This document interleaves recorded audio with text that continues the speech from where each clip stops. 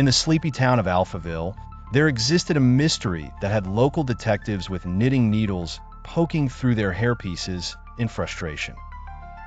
Known as the Alphabet Killer, a mischievous fellow or lady was causing a stir by targeting unsuspecting citizens. But they had a peculiar calling card.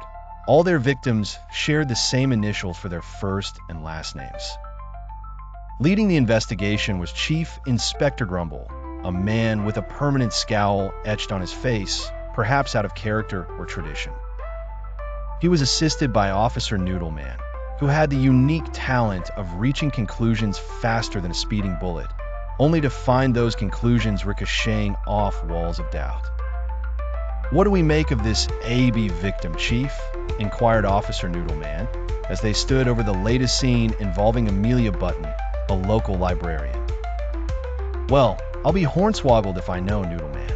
Either the killer's a deranged Scrabble enthusiast, or the letter C is very, very unlucky in love," replied Grumble with a deep sigh. As the days went by and more alphabetically inclined victims began filling the police logs, Betty Baker, Charlie Chaplin Jr., no relation to the famous one, and even Glorious Dingus Dingleberry were among them. The entire village became obsessed. Parents began giving their newborns 2 middle names just to break the pattern.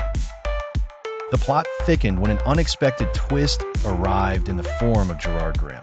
Fortunately for him, he survived due to a grammatical technicality.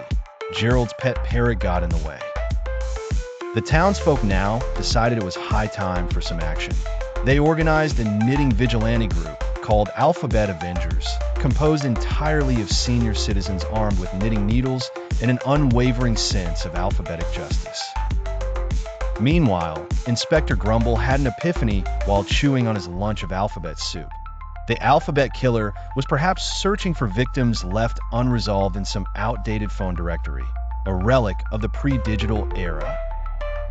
Vindicated, Grumble's enthusiasm was such that his frown turned upside down, sending ripples through his wrinkled brow.